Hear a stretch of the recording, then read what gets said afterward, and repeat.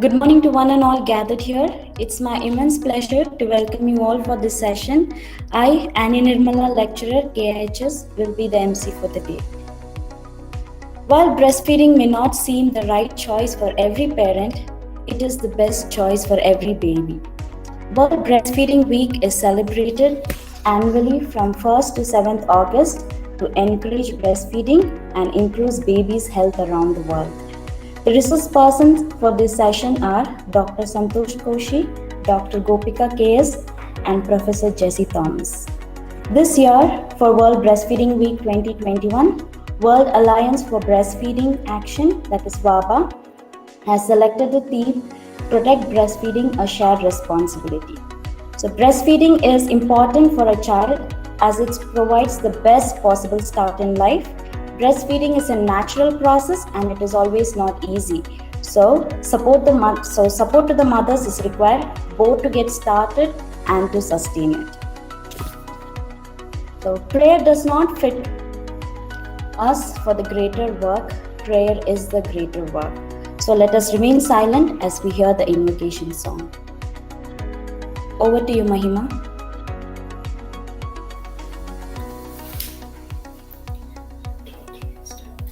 Great is the Lord, and holy and just, by His power we trust in His love.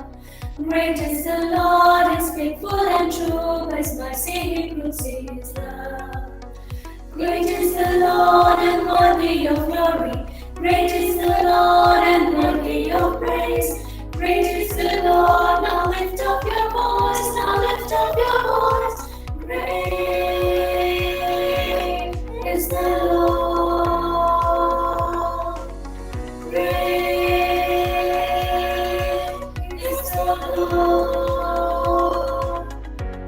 Great is the Lord, His holy and just, by His power we trust in His love. Great is the Lord, His faithful and true, by His mercy He proves His love. Great is the Lord, and worthy of glory.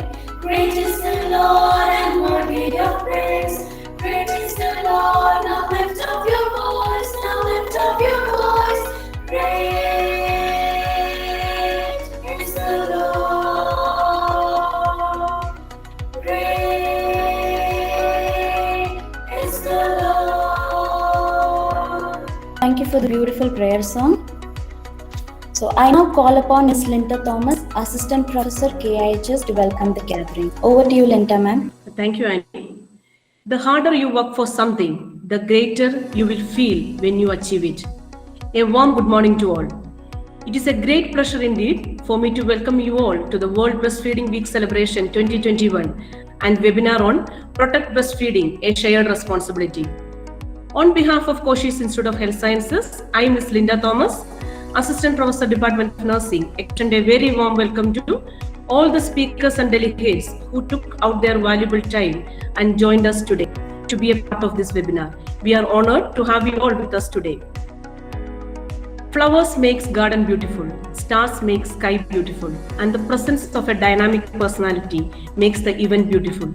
I'm glad to introduce to the gathering one among the galaxy of intellectual, professionally practicing doctor, touching the life of many, that is none other than our beloved chairman, Dr. Santosh Koshi, Senior Consultant Pediatrics and Medical Director of Koshi's and Little Flower Hospital. We welcome you, sir, for today's webinar. I'm pleased to welcome Dr. Gopika KS, Consultant Pediatrician and Neonatologist, Koshi's Hospital, Bangalore. As a seasoned medical professional, I'm sure that Dr. Gopika will have her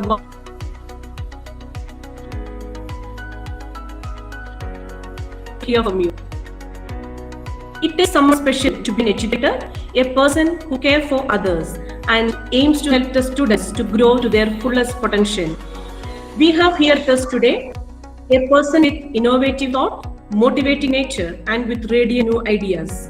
I am extremely honored to welcome Professor Jessie Joseph, Vice Principal and HOD of Pediatric Nursing, KIMS, Trivandrum. We are very grateful to you, madam, for accepting our invitation and making your presence here with us today. Welcome you, madam. The best teachers are capable, dedicated and hardworking, along with having an interest in making a substantial difference in the future department head of KGI, staffs and dear students, and also the participants from various field of nursing. Once again, a warm welcome to all. Thank you. Over to you, Annie. Thank you, Linda ma'am. So let's move on to the session. So moving on to further session, I would like to introduce the first resource person, that is Dr. Santosh Koshi, to talk about Sir. He is goal and service-oriented medical professional with extensive experience in hospital and clinical administration. Sir completed his MBBS from JJM College, Davangere, University of Mysore, and MD in Pediatrics from MS Ramaya Medical College, Bangalore. Sir is Medical Director of Little Flower Hospital and Koshi's Hospital, Bangalore. And Sir is Founder, Trustee and Vice President of Koshi's Educational Trust and Mother Teresa Welfare Charitable Trust. Sir is also the Principal of Koshi's Institute of Allied Health Science, Bangalore. So Sir is visionary leader with a strong compassion to serve the poor. So over to you, Sir. Thank you. Let me just put the presentation on. Yeah, Breastfeeding Week, August 1 to 7, 2021. Introducing myself, I'm Dr. Santosh. So coming to the topic, I start with the introduction. The World Alliance for Breastfeeding Action, it's WABA, was formed in the year 1991. WABA is the global network of individuals and organizations dedicated to protection, promotion and support of breastfeeding worldwide. WABA coordinates the Global World Breast Week campaign that aims to inform, anchor, engage and galvanize actions on breastfeeding and related issues. WABA celebrates a week-long awareness campaign with more than 120 countries. Every year, it comes up with a new theme, and this year, the theme is Protect Breastfeeding, a Shared Responsibility. This is my topic, Protect Breastfeeding, a Shared Responsibility. Now, what is the objectives of World Breastfeeding Week 2021? It is to inform, anchor, engage and galvanize. Inform means inform people about the importance of protecting breastfeeding. Anchor breastfeeding support as a vital public health responsibility. Engage with individuals and organizations for greater impact. Galvanize action on protecting breastfeeding to improve public health. Coming to how can breastfeeding best be protected, supported and promoted. So protection, the International Code of Marketing of Breast Milk Substitutes continue to be the backbone to protect breastfeeding throughout the world. I think most of these are students who are participating, so make it very simple that there are so many breast milk substitutes which we see, like these lactogens, then you have this Dan1 Pro, so many substitutes are there, so many breast milk substitutes are there. So there is an international code of marketing which will in turn see that the what we call as the conflict of interest. There what happens is that basically these substitutes are being blocked by this international code of marketing. Only then there will be a protection for the breastfeeding throughout the world. Otherwise there is going to be a problem where breast milk substitutes overtake the breast milk what we are usually having. Now second thing is how to support this. At the broadest level, women needs the support. Acceptance of breastfeeding as being a social norm. That means a woman has to need support and women has to accept that the breastfeeding has to be promoted. All health facilities like hospitals or any other facility should have staff members and consultants who possess the requisite lactation management knowledge and skill. That means in a hospital or in a workplace, there should be somebody who knows what is all about lactation and how to manage this lactation. They should have knowledge and skills on lactation. So this is what a health facility should have. Child care and expressing breast milk facilities at the workplace should be available. Now you should have facilities at all the places. Like for example, if it's a hospital, if a mother is lactating, she needs to have a place where she can go and breastfeed the thing. Nowadays you see even in malls, you have places where people can go and breastfeed. So these are things which needs to be done. Many studies have shown that familial support is crucial in helping women achieve optimal breastfeeding patterns. So, in fact, family also needs to support the mother in promoting the breast milk.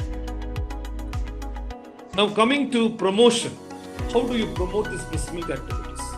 Promotional activities can be through brochures, it can be word of mouth like Google messages, integrated health system, and community-based approach. Each one I will talk to you as the time goes on. There is a study by Pugin et al. Where the prenatal group education sessions emphasizing the skills necessary to initiate and maintain breastfeeding past the neonatal period led to a significantly higher number of women still breastfeeding at 6 months. So this is a study where he has done, and then later on came to know that some women do practice breastfeeding up to 6 months. Peer counseling has achieved, that is one-on-one interaction or a community-based interaction, has achieved dramatic impacts on exclusive breastfeeding. So this is how you promote these are some of the ways. It's not that everything I'm just making it very simple so that the students do understand that these are ways which we can promote. It can be through brochures, it can be through community teaching, or it can be through verbal messages. We have social media platform. We have to give mothers enough amount of support so that they continue to breastfeed the children. Now, there are other collaborative actions which needs to be taken, like multi-sectorial collaborative actions. Multi-sectorial collaborative actions means the governments and other stakeholders need to create a breastfeeding friendly environment, protect and support breastfeeding. That's very important. It has to work in all levels. It cannot be just that somebody has to take an initiative, especially in the government level or in the stakeholders. A warm chain of support will help build an enabling environment for breastfeeding and protect parents and families against breast milk supplement industry. So breast milk supplementary industry has got so much of influence in this field. They try to promote them by saying that it is equivalent to a breast milk.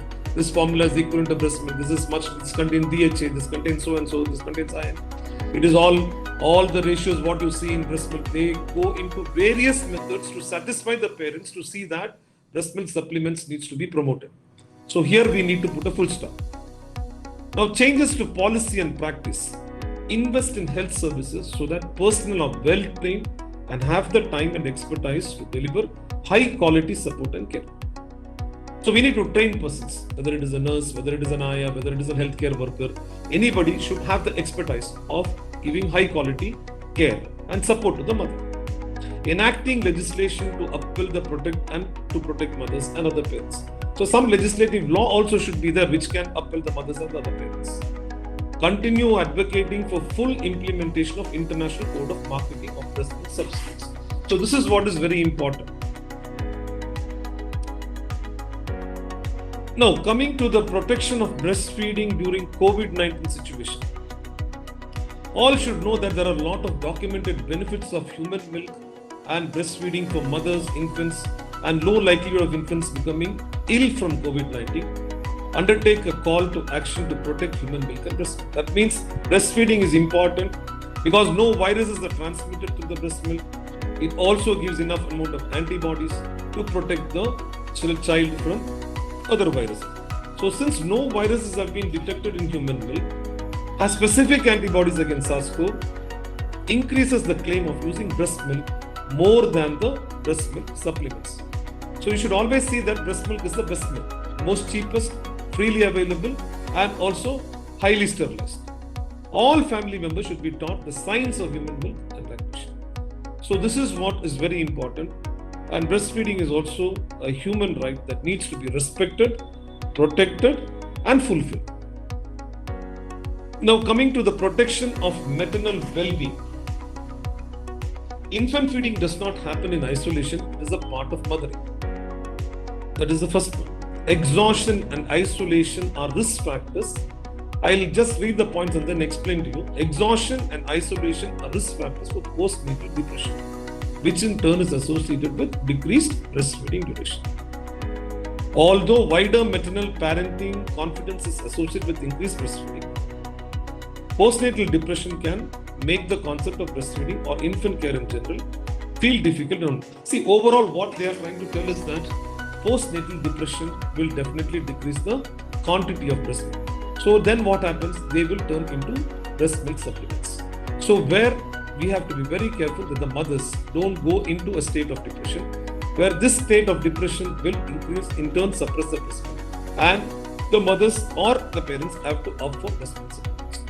So taking care of the mother and keeping her in a happy mood is very, very, very important. So that needs a combined approach from the parents, from the in-laws, so many people, the relatives, husbands, so many people have to involve in keeping the well-being of the mother. Breastfeeding difficulties, particularly with pain and perceived insufficient milk, are associated with an increased risk of both stopping breastfeeding and postnatal depression. However, feelings of depression and anxiety can interfere with the ability to breastfeed. Ultimately, the whole scenario is that depression has to be ruled out, because if depression comes in, the breast milk gets suppressed and things can go bad for the mother as well as the child. So that is the overall structure which the student should understand. Now, what are the challenges which we can take at different levels is what I'm going to explain to you now. Challenges at national level. What can we do at a national level? Globally, the vast majority of women are choosing to breastfeed their newborns, but unfortunately, many cannot breastfeed for as long as they want. That means if a mother wants to do a breastfeeding for 6 months, some things are avoiding her to do it for 6 months. Maybe she'll be able to give 3 months. Sometimes she may say that she'll be able to give 4 months. So how do we promote this, or why is this happening? That means there is a lack of political will and long-term investment of breastfeeding, protection and support at the national level. Money has to be spent for all these things. Creating awareness that breast milk is very important for a child. This has to have a real political will. A long-term investment needs to be done for this. But if we don't do all these things, then all will go in for breast milk supplementation. Effective monitoring of breast milk marketing is generally lacking. That means breast supplement marketing tactics of breast milk supplement companies are so high, they can do at any level. They can challenge in social media, they serve in the form of donations, they give fundraising, they say that since you don't have this, this is an equivalent formula. So many ways they try to market the product. So this needs to be effectively monitored. This can be monitored only by a national level. If you have to monitor, you need a support of political wing, as well as a lot of investment needs to be pumped in. That is the whole meaning of the students. Lack of legislation for public funded maternity and protection and parental social protection. Lack of intersectoral coordination, poor implementation of the baby friendly hospital initiative, and effects on the ongoing COVID-19 pandemic and other things. So we see that a lot of baby-friendly hospital initiatives needs to be taken. Now, like when you say baby-friendly, you are not supposed to keep any of the breast milk supplementaries in the pharmacy. Not even bottles, not even nipples, not even any of the supplementary foods. So a lot of hospitals need to take the initiative to become a baby-friendly hospital, which has been going on for years together, but then hardly we see some percentage of hospitals who follow this because of various reasons. Hospital is being influenced by these people by conducting CME seminars, they sponsor food, they sponsor whatnot, they can sponsor doctors' trip. So many things are there. So there is a big dichotomy which happens. These are the basic reasons why we see that this sector doesn't come up fully, and the breast milk supplements are going in huge numbers. So this is a big challenge at the national level. It cannot be done by one person alone, but it definitely needs a lot of people to actively feel that breast milk is the only alternative and nothing else is an alternative. Only then you can compete with this breast milk supplement taking. Now, facts and figures. Coming to the facts, what is really happening in the world? Only 43% of the newborns are initiating breastfeeding. That means out of 100, only 43%, 43 newborns are the ones who are in fact going in for breastfeeding. That is within 1 hour of birth. They say within 1 hour, but whether it is LSCS, that means whether it is cesarean or whether it's normal delivery, within the first 1 hour, you need to feed the child. So in the global scenario, we see only about 43% of the newborns do go within 1 hour for breast milk feeding. Breastfeeding. And 41% of the infants under 6 months of age. That means these people, out of this 43%, only 41% are the ones who are continuing till the age of 6 months. So there is again a 2% drop for 43% when it comes to continuing the breast milk for 6 months. I hope you understand. So totally what happens is that simple formula, what you want to understand here is that out of 100 babies, only 43 babies are even initiated to take a breast milk. And out of this 43% initiative who's been taken for breast milk, some 2% of the babies drop. And then they are not continuing the breast milk for the next 6 months. This is what the meaning is. Disparities in breastfeeding rates exist across and within the countries. It is all over. It is not only in India, it is everywhere. Every part of the world, there is a disparity in breastfeeding rates existing. Reaching the global nutrition target of increasing exclusive breastfeeding to 50%. That means just about another 7% more from the 43% to 50% by 2025. That is another 4 years down. Then you require an investment of almost about $5.7 billion in 10 years. So it's a huge investment because the way the breast milk supplementary team promotes the way their products are moving, the same amount of campaigning, the same amount of advertisement, the same amount of social media campaigning, all these things need to be spent by the government to create awareness of a population of around 130 crore, which we have. I don't know what is the mother's population here, but still, taking that into consideration, every nook and corner to reach, definitely money is required. Nothing comes free here. It comes always with a cost. So you need to advertise a lot. You need to create awareness. You need to do skits, shows, here, there, wherever it is possible. Villages, remote areas. You need to go and spread the awareness that what is this all about of breast milk. You need volunteers for this. You need healthcare workers for this. You need community services to participate. It's a big, huge impact which needs to be created. How many are willing to do this is a big question. How many are going to go and tell the mother that the people who are delivered in the hospital, yes, maybe they tell them for the first couple of days, they go back and say, no, my figure cannot be maintained, so I cannot continue with breast milk. If I give breast milk, I start bloating, so I cannot do this. I get exhausted. So many factors are there which involves in this. So it's a very huge task. Now again, coming to this thing, what nation must do? These barriers can be overcome when priority is given to breastfeeding, maternal and infant. That means every priority should be given for all the three: maternal, infant and breastfeeding. Evidence-based approach at the public health level can make a substantial difference in breastfeeding rates and practices. Participants, please do mute your mics. Investments must be sustainable and long-term, supported by political will and leadership. So already I've explained to you this. So it's the same thing that you need to have a political will, you need to have a community-based approach, you need to have a lot of evidence-based approaches which needs to be done. And these things are the ones which need to be done to promote the breast milk. What must the health system do? That is, see, governments and health systems have a responsibility to ensure that baby-friendly hospital initiative is implemented both in public and private healthcare sectors. That means both the government hospitals and the private hospitals or private sectors needs to develop a policy that everybody will go for a baby-friendly hospital initiative.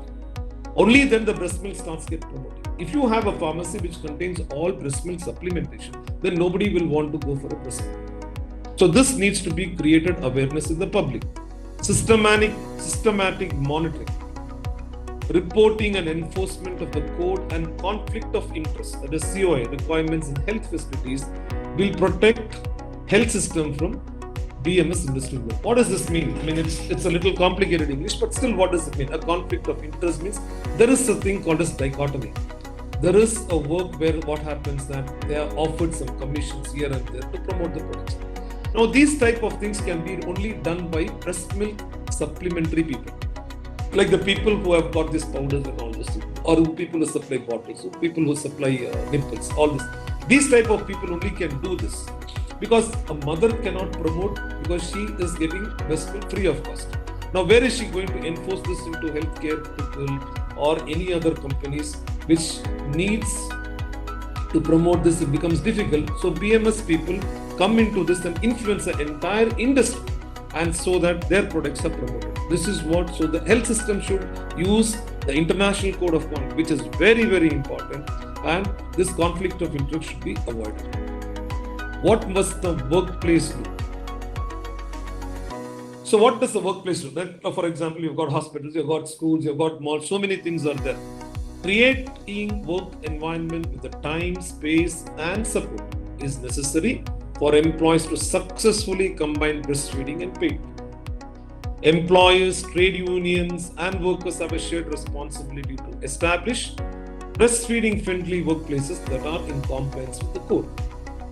Advocate for placement of appropriately trained and skilled personnel at workplaces to counsel parents about breastfeeding. So in a whole, that your workplace and environment should be created for a mother to breastfeed the child.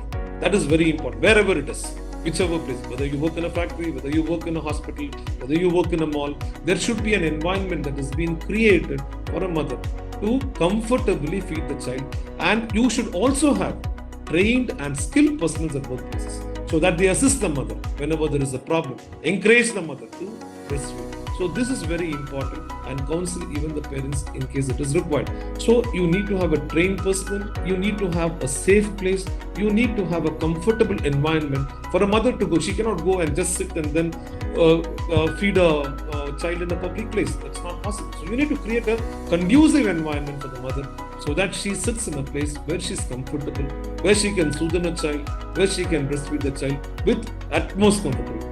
And this needs to be assisted by someone who is trained. It may be a normal nurse, it may be an ANM, it may be a GNM, it may not be a nurse at all, but somebody who is trained, somebody who has got skills to do this. This is very, very important in a workplace.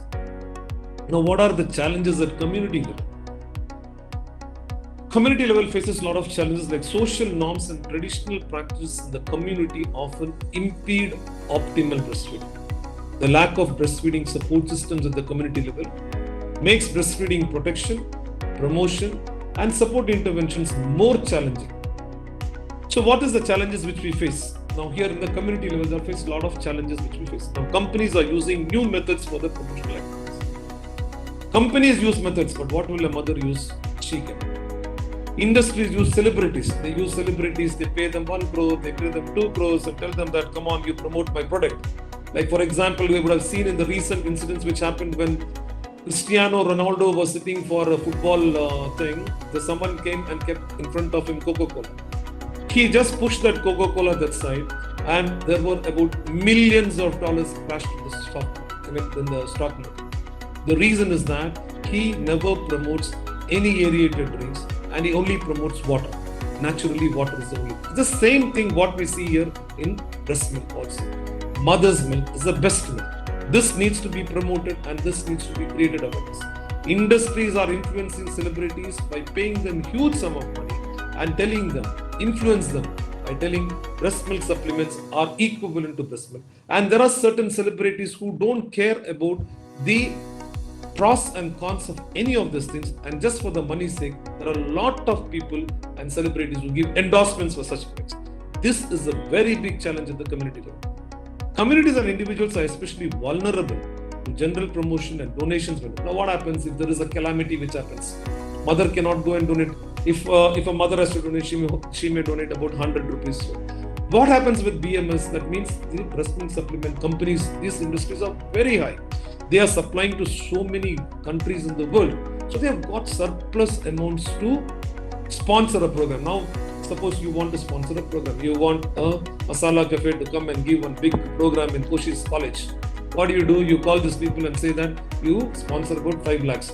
BMS will in fact come and say that yes, we are ready to sponsor 5 lakhs for your program. But intern doctor, intern staff, you only promote breast milk supplements, not the breast milk. So this type of influence is the one which is happening in the community level, where it has become vulnerable in general. So this is where we find very, very difficult to compete with the breast milk industry. So breast milk supplement industry needs to be really kept in a, really been observed, so that these people don't get into all these activities to stop breast milk from promoting to the children. BMS companies profit and confusion and fears surrounding breastfeeding during the COVID pandemic, actively promoting their products as safety alternatives. So when the COVID started, what they said, your breast milk is definitely not the thing. Breast milk will spread the virus. So lot of see, there are, if you imagine a small example which I give you. Now a mother comes to a clinic to meet a pediatrician. Now my child, okay, the mother says, my child is having abdominal distension. I also have gas. Has the gas been transmitted from the breast milk to the child? This is her question. So she feels that anything what the child develops, if a child develops a cold, it is through breast milk. If a child develops abdominal distension, it is through breast milk. If anything happens, the mother has got a feel that everything is transmitted to the milk. I ate chicken, today I ate a lot of chicken. She feels that chicken also comes through breast milk. So this is the scenario what we face. So this is the way that the educated, uneducated, all place, literates, illiterates, everybody faces problem. These are common questions what we face during our OPD or clinics whenever we see patients. Lot of questions coming about mother and child. So mother has got a feeling that everything is happening through the breast milk. So this all, they take it as an advantage. They take it as an advantage and say that COVID scenarios, the virus is transmitted from breast milk to the mother, to the child. This is what the BMS, that is the supplementary companies, talk. And then they say that their products are very safe. So please start giving our products. So naturally what happens, people get turned off and they start. Whenever there is an advertisement of a product, if Shah Rukh Khan comes and gives an advertisement on a product, tomorrow all the ladies will start using the product to see whether it is really giving them something. So the same way, BMS is influencing a lot to stop the breast milk menace in the, breast milk promotion in the country. Now facts and figures. Coming to facts and figures, BMS companies use digital marketing to promote their products, violating provisions of national regulation. Yes, the problem here is that they use digital marketing, they use social media, Instagram, Facebook, whatnot. You name them, they have got money to promote the product. So these are the things what happens. This is the reason why their supplementary products are being more easily going more than, so that means in last time I was giving you the facts and figures, 43% children are through breast milk, but 57% go through breast milk supplements. So this is where the figure. So that means they are definitely taking the industry to a very higher level by all these type of digital marketing tactics. They also provide donations. They also do so many things. It's happening not only in our country. It happens in every part of the world. BMS donations and exploitation. BMS is this breast milk supplements. They are companies. Their donations and exploitation during the COVID-19 pandemic has been reported in many countries, including Canada, India, Italy, Pakistan, so many countries. Take it all over the world. They do give donations, so naturally they have been promoted. BMS companies use targeted communications, promoting a readily available range of BMS to vulnerable new patients, including working patients. Now, what happens, for example, a mother comes and says, 2 days there was a lot of breast milk coming, but now I don't have anything. So the gynecologist prescribes some placebo to say that, okay, you take this, your breast milk will increase. 4 days later, she comes back again and says that there is no breast milk. So she's already depressed that there is no. Now there is no, what is the alternative? So there is no alternative, so people will start promoting. They utilize it as an advantage and they start promoting breast supplement. This is how the things go wrong. So this is where the BMS companies use targeted communication, promoting and a readily available range of BMS to vulnerable new parents. This is what the meaning is. Now what must the communities do? Yeah, strategic and innovative behavior change messages that target all members of the family and the community are needed to reinforce support for families with breastfeeding babies. So everybody should support. Everybody should support. From the community level, they should support. From the individual level, they should support. All of them should support the families to reinforce and say that breastfeeding is the best.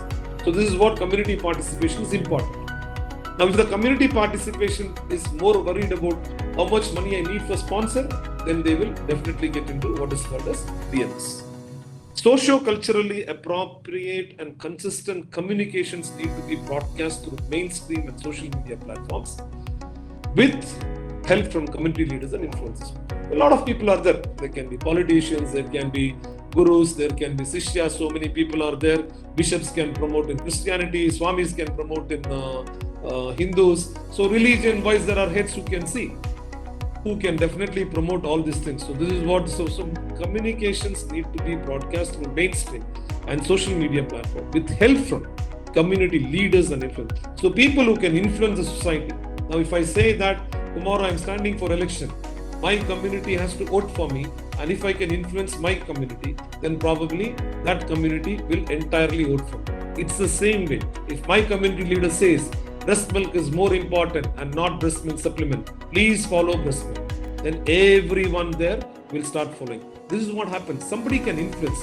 A teacher can influence a student. A parent can influence a child. So in the same way, there are community leaders who can influence a lot of public and doing these things. So they have to play a big role in promoting breast milk. Community members, organization and families have a shared responsibility. I just will go through that. Ensure community in support for breastfeeding mothers and families by linking community breastfeeding groups with the health system. Encourage breastfeeding experts to be present on social media to provide correct information. Today's world is only social media, digital marketing, social media. Everywhere it is that you go, open, every Tom, Dick and Harry has got a FB, Instagram, Twitter, LinkedIn, what all, you name it, it's all that, but Google, people want only to search all these things. Even if doctors say something has to be followed, they will go to Google, search and say, doctor, you are wrong. This is the scenario of the world today. So, the media has become the social media has become so popular these days. So all these medias has to be used even to promote breast milk's importance. It is not the BMS which needs to be promoted. It is the breast milk. So this requires a lot of money. Billions of dollars is required. This requires a lot of energy. This requires a lot of people, dedication, hard work. Every level, healthcare level, community level, political level, national level, state level, everywhere people need to contribute and understand that breast milk has got a lot of values, which they will be telling in the subsequent talks. What does breast milk contain? What are the reasons why breast milk needs to be used? There are so many reasons with it, because that's not my topic, that the next experts will be talking on that. But at a community level, we need to talk all these things. Now, engage communities through leaders. Women's association are there, men's group are there, men's association. Every flat has got one association, one welfare association is there. So many are there, women's association, that NGO, that group, this group. All these are to be used strictly to say and promote breastfeeding. And you also use World Breastfeeding Week as a platform to promote all this. Ultimately, the whole scenario here is that please promote breastfeeding wherever you can and whichever place you can.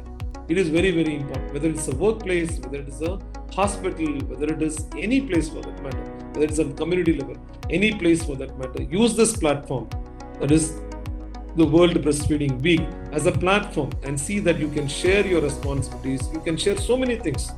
You can put your Facebook post on breast milk, or you can put it in Instagram. So many social media campaigns can be done to promote it.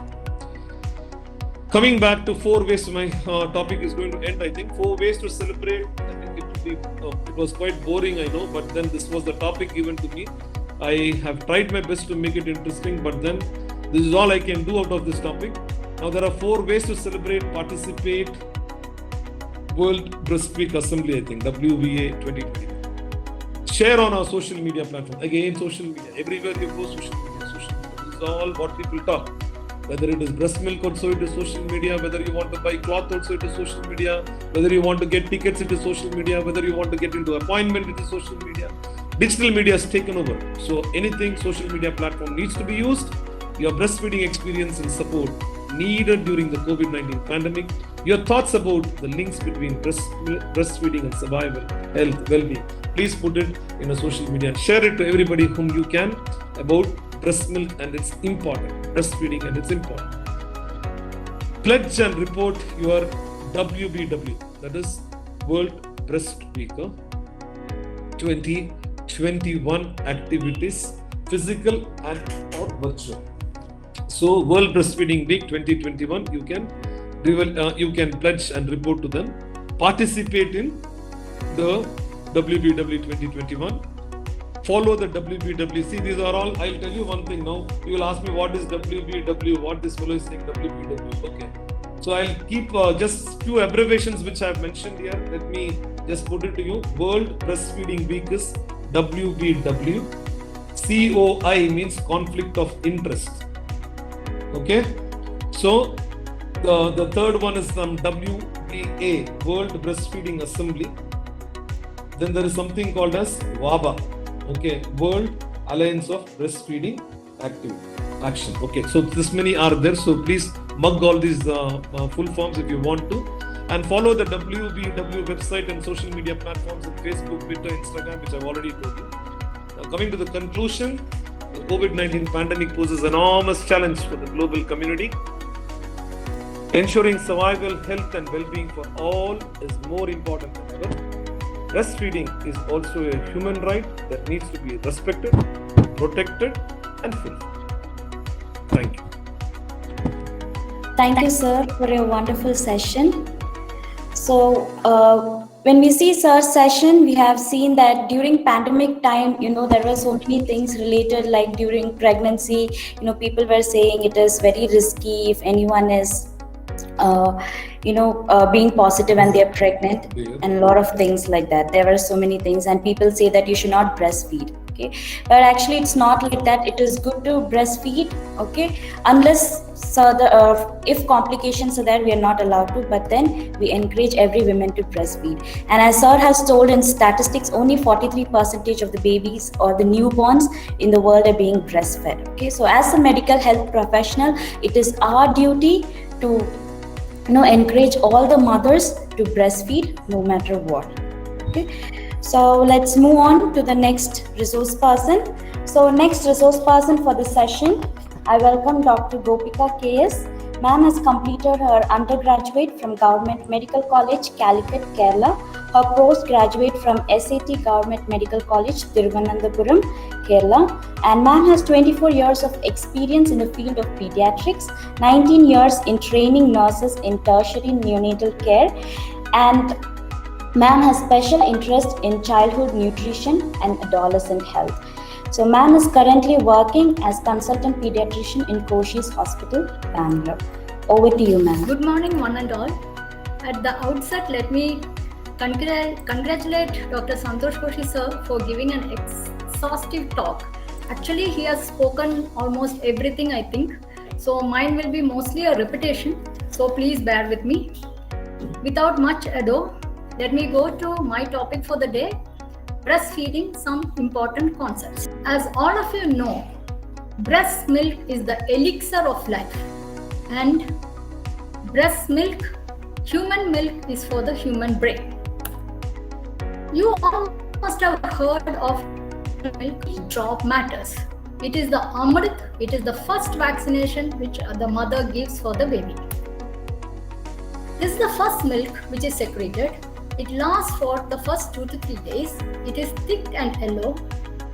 Even though it comes in very small quantity of 10 to 40 ml per day, it provides high energy of 60 to 70 calories per 100 ml. It is high in proteins, high in sodium, potassium, chloride and vitamin A. It is low in fat and carbohydrate. This is so that baby can easily digest that first milk.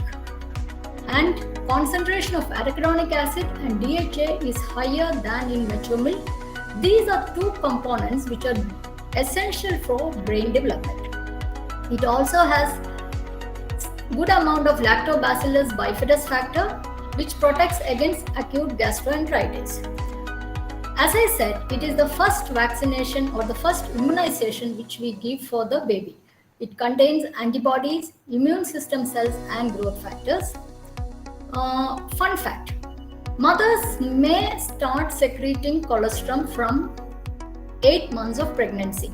So here you can ask them to store it for later use. We'll come to that little later, how to store the milk. Transitional milk is the bridge between colostrum and the mature milk. It is creamy in color and it is produced from about 5 days after birth till about 2 weeks. The quantity also increases even up to 600 ml per day. It has more energy because of the increased lactose levels.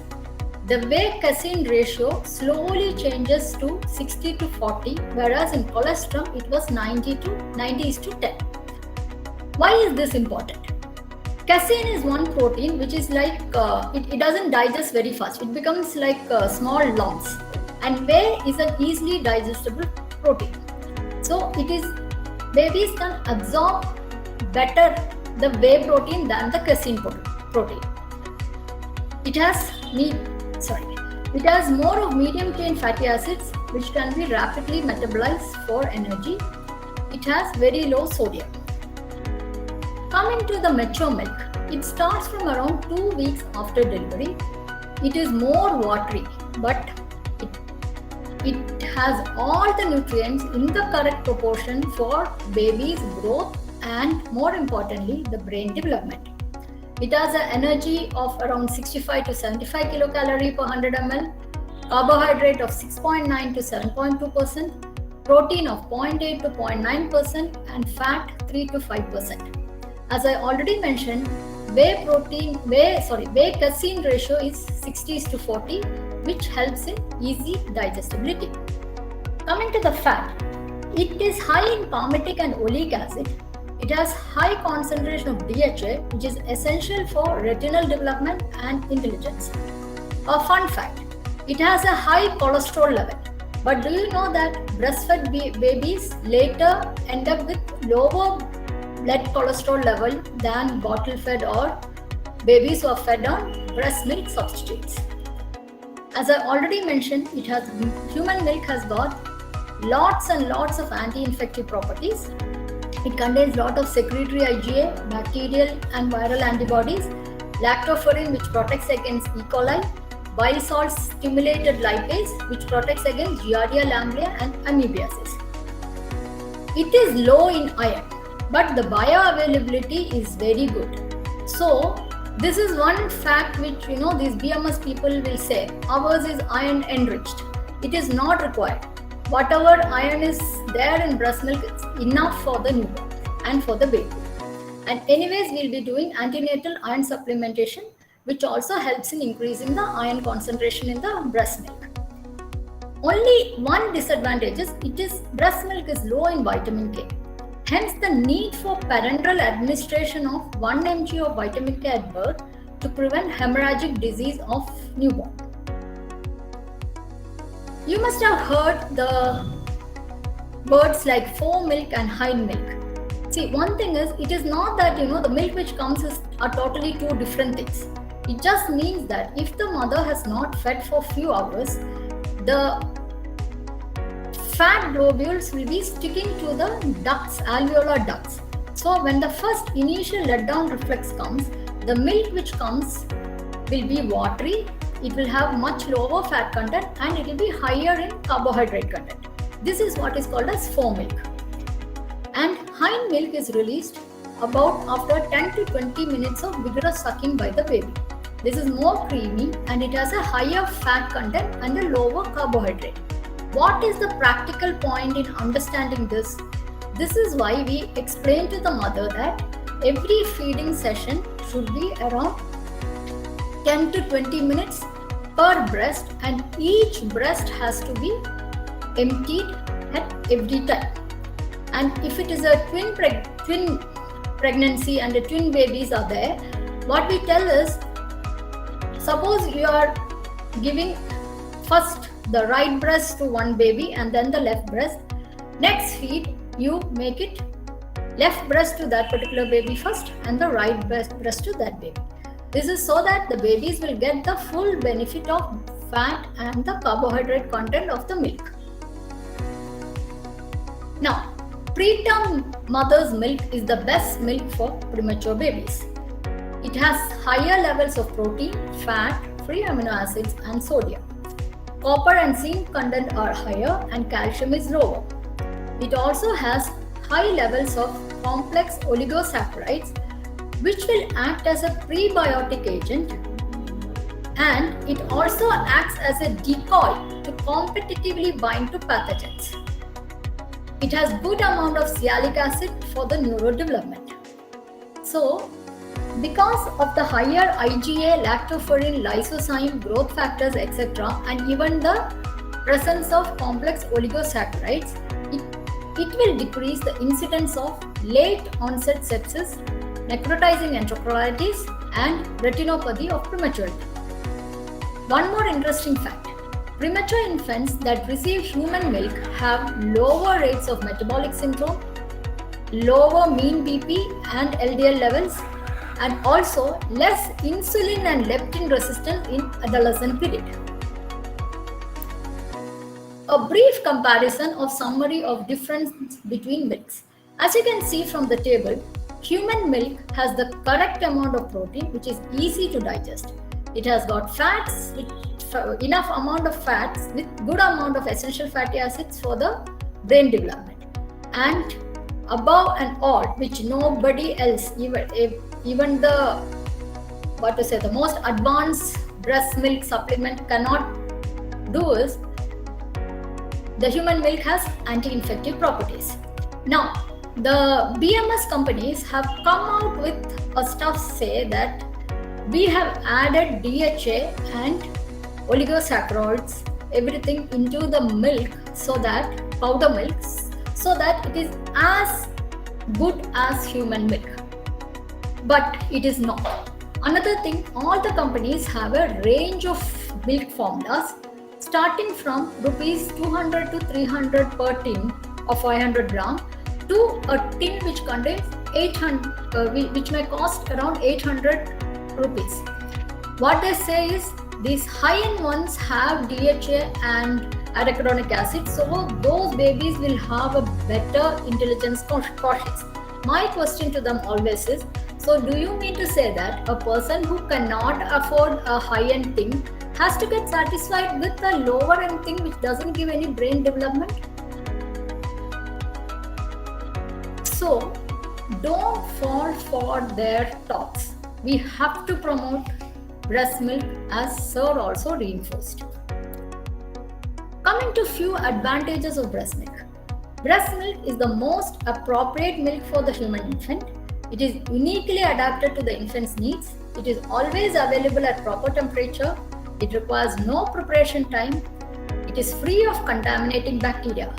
Many mothers ask this question, Madam, when I come back after work, don't you think that the milk which is there in my breast will be spoiled? No, milk is not spoiled. The mother needn't express that milk which is already there and then feed the next milk which is getting produced. She can directly feed. And such babies have less incidence of allergy and atopic eczema. They also have less incidence of diarrhea, constipation, gastroesophageal reflexes, necrotizing enterocolitis, less incidence of respiratory illnesses like pneumonia, common cold, RSV, whooping cough, ear infections, bacterial meningitis. It is all due to the high concentration of secretory IgA, macrophages, lactoferrin, bile salt simulated lipase, which is present in the breast milk. Also, there is less rate of infant mortality and sudden infant death syndrome in breastfed babies. And last but not the least, it improves the brain maturation. The advantage of breast milk continues on to the early childhood also. Breastfed babies will become healthier children with lower risk of type 1 and type 2 diabetes, fewer cavities, fewer instances of allergies, eczema, asthma, Crohn's disease, etc. They have lower rates of respiratory illness, speech and orthodontic problems, less likely to become obese, and of course has better brain maturation and greater immunity. The story doesn't end here. It goes on to your teenage and adulthood also. So, benefits for teens and adults. They have lower risk of coronary heart disease, diseases like multiple sclerosis, rheumatoid arthritis and lupus, and the big bad, breast cancer. What are the advantages for the mother? Breastfeeding is a healthier option for mom physically also. There is a myth that if you breastfeed your baby, you will put on weight, you will lose your shape, which is a very big myth. It promotes faster weight loss after delivery. It burns more than 500 calories per day. When I was preparing this slide, my teenage son who walked past me was shocked by this fact. He was telling, Amma, I have to do some half an hour or 1 hour of vigorous gymming to burn 500 calories. So that is the equivalent. That is how you have to promote breastfeeding. Okay. Now, mothers also have less postpartum bleeding, less chance of UTI anemia, less risk for postpartum depression. See, but sir was telling that the physical discomfort after the delivery, like the mother is feeling pain all over the place, soreness of the nipple, which can lead on to postpartum depression. This does require support from the family members and the healthcare workers. And we can also tell them that there is no need to, in the first 2 days, if the mother wants rest, she can take rest. She just has to express her milk, and some other, the mother or mother-in-law or even the husband, can give the milk to the baby through a pallada. It also increases the physical and emotional bonding, which leads to a happy baby, and there is less risk for ovarian and breast cancer. Some evidence-based medicine. There is 50% higher risk of developing type 2 diabetes among women who never exclusively breastfed. 28% lower risk of developing ovarian cancer among women who exclusively breastfed. There is 4 to 12% reduction in risk of diabetes for every 12 months of lifetime lactation. Risk of breast cancer decreases by 4.3% for each year of breastfeeding. Now, for the hot topic, breastfeeding in COVID times. During the first wave, there was a lot of propaganda like the virus will get spread through cardboard box, spread to everything, it will come through the breast milk also, please don't feed the baby. Which is a wrong information, which is just a marketing, as sir was telling, which is just a marketing stunt by all these BMS companies. The WHO recommends breastfeeding for all mothers irrespective of their COVID-19 status, whether it is suspected or confirmed COVID. Only thing, they have to follow certain COVID appropriate behaviors. They have to wash hands before touching the baby. There is no need to actually use alcohol-based disinfectant or hand rubs. The good old soap and water is good enough. They have to wear an appropriately fitting mask while feeding the baby, and of course clean or disinfect the frequently touched surfaces. Again, pregnancy and lactation are not contraindications for COVID vaccine. Please encourage all pregnant women and lactating mothers to go for their COVID shot. Now, what is exclusive breastfeeding? It just means that feeding the baby with breast milk immediately after birth and continuing it until 6 months of age without giving baby any other food. Previously, it was thought that weaning can be started by fourth month, but now the current scenario has changed. Exclusive breastfeeding till 6 months of age. After 6 months, start with the complementary feeding. Here also, there are a lot of practical difficulties. The grandparents will be telling, or the next door person will be telling, your baby is already 3 months, why don't you give a little bit of ragi? Please discourage it. Exclusive breastfeeding till 6 months of age. That means no prelactal feeds like honey water, herbal concoction, gold dust, etc. Another myth is that colostrum is bad. It has to be discarded. It is even called witch's milk. But as I explained before, colostrum is the first immunization, first protective thing which a mother can offer her precious child. How can you sustain breastfeeding? See, everybody is telling you have to feed for 6 months of age. Your maternity leave gets over by 3 months or 4th month. But how to sustain this? This is by expressing the breast milk. Breast milk can be expressed either by manual method or by using the breast pumps. And how to store these expressed milk? Suppose your freshly expressed milk can be stored at room temperature up to 4 hours. So if the mother is traveling or mother wants to step out, she can express her milk and she knows that she will be back within 3.5 hours. She can just keep it at room temperature. But once you thaw the milk, it should be used within 1 to 2 hours. It can be the refrigerator shelf at 4 to 8 degrees centigrade up to 4 days. Again, but if you thaw it and take it out, you have to use it within 1 day. In a small freezer. By small freezer, I mean the freezer which comes with our home refrigerator. It can be frozen up to 6 months, but once you thaw it, within 1 day you have to use it. It is a mistake, within 1 hour you have to use it. Once you deep freeze it, that is minus 18 degree, it can be stored from 6 months to 1 year. But this cannot be again refrozen. It has to be stored in a steel container or a food grade container, never in normal plastic bottles. You have to label the date and time, and it follow a policy of first in and first out. You will not believe, I had a mother who had a preterm delivery. We didn't use breast milk substitutes for that mother. She expressed the baby was in the NICU for almost 2 months. The baby had the full benefit of the preterm mother and the transitional milk and the mature milk. And this mother had actually frozen her preterm milk.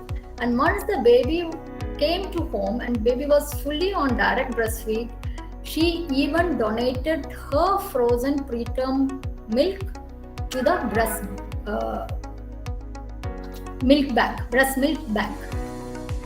Another important thing is it should be never heated up by using a microwave, and always use within 1 hour. So this is how we can encourage sustenance of breastfeeding up to 6 months of age, exclusive breastfeeding, and after introduction of complementary feed, breastfeeding should continue ideally till 2 years of age. Coming to the objectives of World Breastfeeding Week 2021.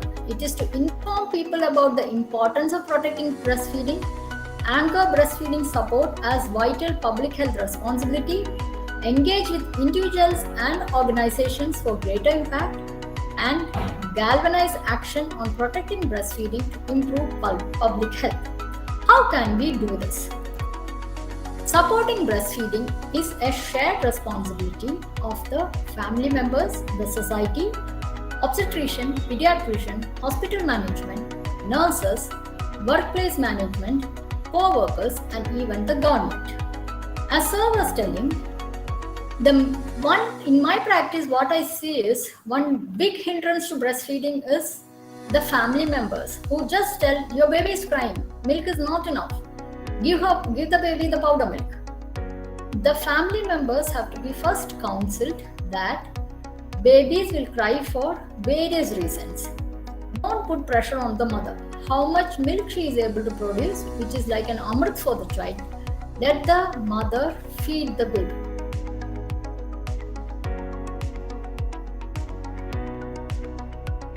The support starts in the antenatal clinic.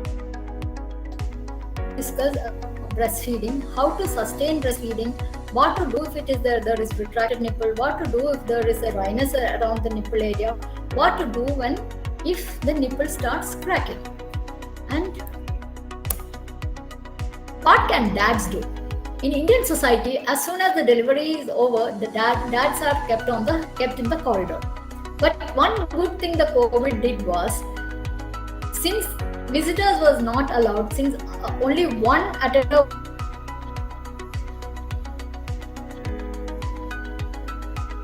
was allowed, most of the men who became dads in 2019, 20 and 21 have become very responsible. They can help around in the house, give emotional support to the mother, they can reduce the stress of the mother, of the partner, and they can ensure that she gets enough rest. They can do chores like burping the baby, giving baby bath, putting the baby to sleep, singing to the baby, etc., etc. Support by healthcare workers.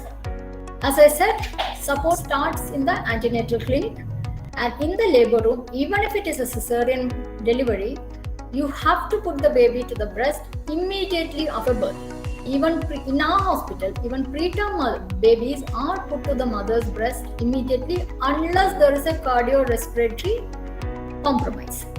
You have to encourage skin-to-skin contact. During daily rounds, pediatricians or lactation consultants have to check the effectiveness of breastfeeding during postnatal rounds, give counseling regarding various comfortable positions, give counseling regarding how to express the milk and give in the palada, etc. What do you mean by rooming in and bedding in? The concept is that babies are kept in the same room and in the same bed as the mother. That means you don't use a crib.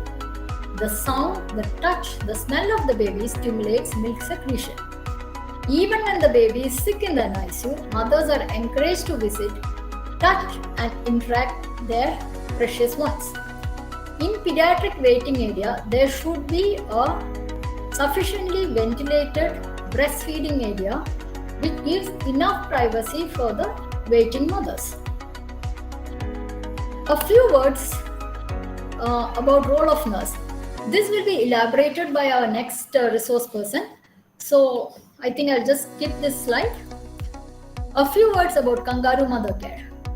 This just means skin to skin contact. Even though it is called a kangaroo mother care, any family member can do. How does it help? It is useful for low birth weight babies for weight gain. It provides warmth. It stimulates milk production. It creates an emotional bonding. Because many preterm, especially these IUGR babies, they don't look very attractive. They look little wrinkled. So some mothers may just reject that baby. So if you allow the mother to do this KMC, they will have an emotional bonding with the baby.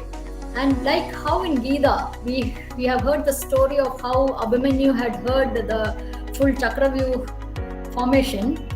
The baby has grown up here, was in the womb, listening to the mother's heartbeat. So when you put the baby to the mother's chest, it is like a soothing for the baby, which even reduces apnea in premature babies. See, in our unit, a sick baby who is on CPAP ventilation is being given kangaroo mother care. Of course, with the strict supervision of the nurse, who is consoling the mother, who is educating the mother, and the mother is comfortable, baby is comfortable. We even do KFC, not the fried chicken, but kangaroo father care. This mother was postnatally had some problems, so she was not able to visit the NICU. So we made the father to give the KFC.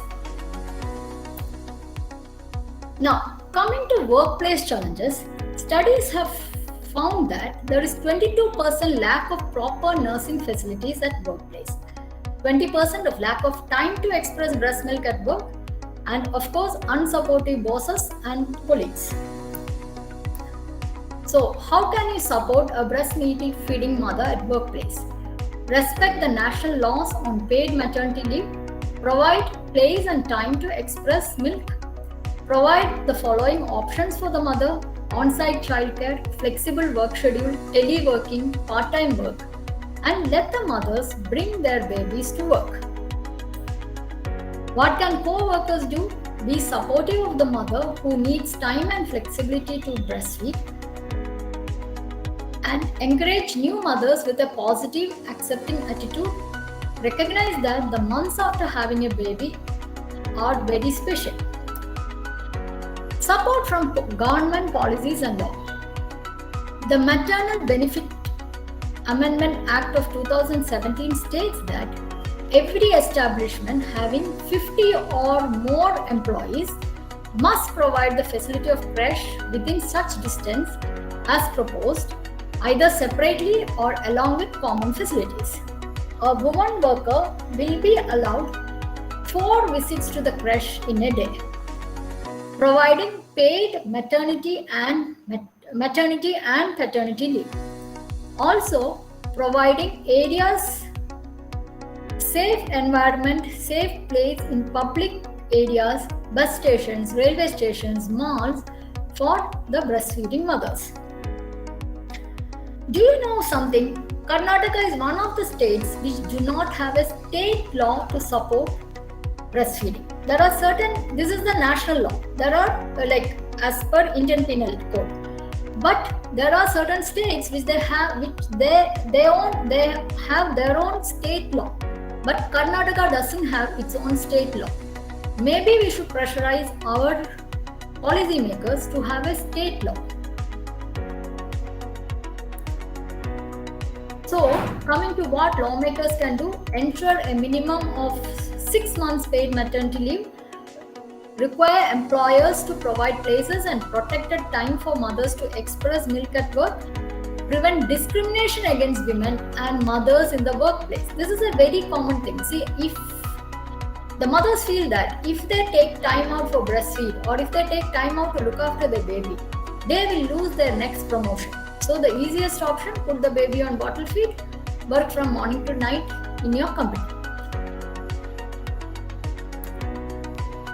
So to summarize, why to breastfeed? It is good for the baby. You will have a healthier, emotionally stable, intellectually better human being. It is good for the mother for all the reasons which I said, and it is good for the nation. Children are the future of any nation. Healthy children, healthy nation. Thank you. Thank you, Dr. Gopika, for your wonderful session. Now let's move on to the third session. To introduce Professor Jessie Thomas, ma'am completed her BSc Nursing from AIIMS, New Delhi, and MSc Nursing in Pediatrics from Government College of Nursing, Calicut, Kerala. Ma'am is a member of Indian Association of Neonatal Nurse. Ma'am has 13 years of college experience and 13 years in clinical experience in both pediatric and neonatology ward, both in India and abroad. Ma'am has been resource person for various workshops and webinars. Currently, ma'am is Vice Principal and HOD of Pediatrics in Kerala Institute of Medical Science, Thiruvananthapuram, Kerala. I hand over the session to you, ma'am. Visible, and my slides are visible. Yes, ma'am, it's visible. എത്ര patient ഉണ്ട് ഇനി operating? Okay, it's so late. Good morning to all. It's greeting ഇങ്ങോട്ട് from കൊണ്ടുവരാൻ പറയോ? King's College of Nursing. Hebron റൂമിൽ. There are some. എന്നിട്ട് Julie sir പോയാ? Gopika, ma'am, can you please mute your mic? അല്ല അത് ഇനിയിപ്പം അപ്പൊ എന്താ പറഞ്ഞു? Gopika, ma'am, can you please mute your mic? Okay, thank you. Okay, greetings you from King's College of Nursing, Thiruvananthapuram. And I am Jessie Thomas, extremely expressing my thank to Professor Serena Shaji, Dean, Koshis Institute of Education and Department of Maternity and Child Health Nursing, and Jancy, my friend, to invite me to deliver the topic on role of nurse, protecting breastfeeding, a shared responsibility. So last 2 sessions, almost all the topics been covered, and they shared all the points regarding the breast milk and what are the importance and everything. So let us focus mainly on what is the main nurse's role.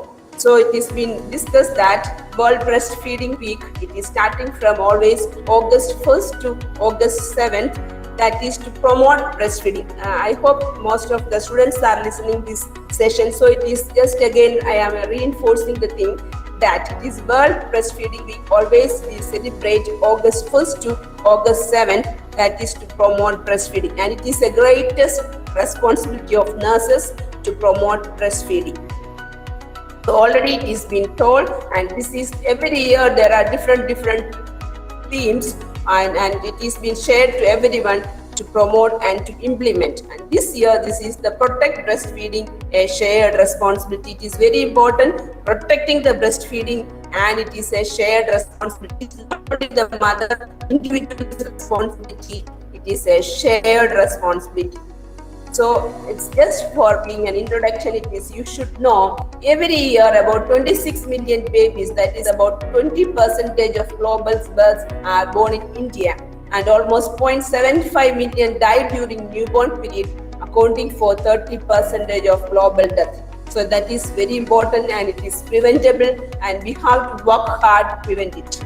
In order to reduce the neonatal mortality, essential basic care are very essential. And one component of essential newborn care is exclusive breastfeeding. And past classes we were discussing what is exclusive breastfeeding, and it is very essential. And as nurses, we have the major role for the promoting exclusive breastfeeding. It is already been said that the nature has designed the provision that infants be fed upon their mother's milk, and Madam said that it is the mother's milk that is the best milk and it is the complete nourishment. Excuse me, ma'am. Ma'am, Jessie, are you moving the slide, ma'am, or not? It started. I am moving, and I am moving. Okay. It's not moving. No, ma'am, it's not moving. It's not moving, ma'am. So I came to the fourth slide or fifth slide. Yeah, it's Is still it on the first. audible? Is it audible for me? Yeah, very clear, ma'am. It's audible. It's audible. But I am moving the slides. But Okay. I don't know why it is moving there. I have to start it again. Can you? Yeah, just but usually it doesn't happen. But then I don't know, ma'am, what's happened. Yeah, now it's moving. It's moving, ma'am. It has come now. Yeah. Okay. Yeah, it has come to the slide. Yeah, it's fourth slide. Thank you, ma'am. So this is okay. So this nature has designed the provision that infants be fed upon their mother's milk, and so it is very important that is the milk for the baby, and that is the complete nourishment for both the child, and it is the sole nourishment for the body of the mother also. And in India, only 55% of children are exclusively breastfed. That is the census given in 2019. So it is we are very far back. And as per WHO tracking tool, India has to achieve a 65.7% exclusive breastfeeding by 2025, and it is too near. So how much work hard we have to do to achieve that goal is very important, and that rests on us. And suboptimal breastfeeding contributes to infants' deaths also. So it's very important. We have to compliance on breastfeeding. That is essential work for us as a health workers. And breastfeeding practices are a public health issue requiring effort and investment at the societal level. So it is a shared responsibility. Is it so? A public health approach will include multi-sectorial collaborative actions to protect, support breastfeeding throughout the continuum of care. And studies showing that which are the countries with multi-sectorial collaborative actions, the breastfeeding compliance is very high, and they have around 63% of compliance to breastfeeding. And also breastfeeding is very compliant. Most compliance is in the rural part of our place and all the countries than the urban part. So it is very important to see and look on it, and we have to work hard. So as government and other stakeholders working together to create a breastfeeding friendly environment is a vital part of protecting and supporting breastfeeding. So as nurses, we all should know what are their efforts and how we can implement this, and so that we can encourage and support the mothers for breastfeeding. A warm chain of support will help and build an enabling environment for breastfeeding. So always there should be one chain of support should be there for the mother to enabling this breastfeeding environment and protect the parents and families against this breast milk substitutes. That is very important, and sir has been clearly told about how we can enable the families to against of this breast milk substitute. Once the families are aware of it, they prefer that. So we have to advertise against of this, and we have to advertise on breastfeeding. So as it is objectives, and let us please see as nurses what are the things we can do to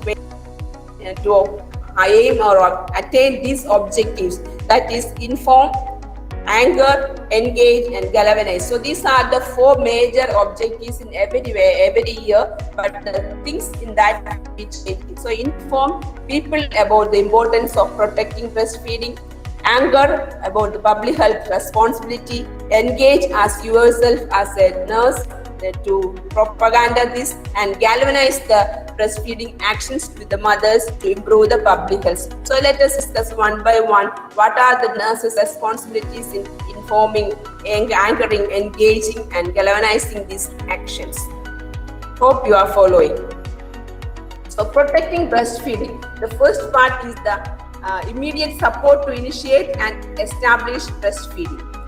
So for that, a nurse is there, and she is the one, or a midwife is the one in the delivery room. She should be there, and she should early and uninterrupted skin-to-skin contact between mothers and infants should be facilitated and encouraged as soon as possible. So as if the baby is very good and baby is no other issues there, and you are there, you should provide an uninterrupted skin-to-skin contact with the mother and the infant. And initiate breastfeeding as early as possible within first hour of delivery, that is within 30 minutes. And if a cesarean section or anything, try to be early as within 1 hour when the mother is away from the anesthesia or any difficulty. That is the nurse's pure responsibility.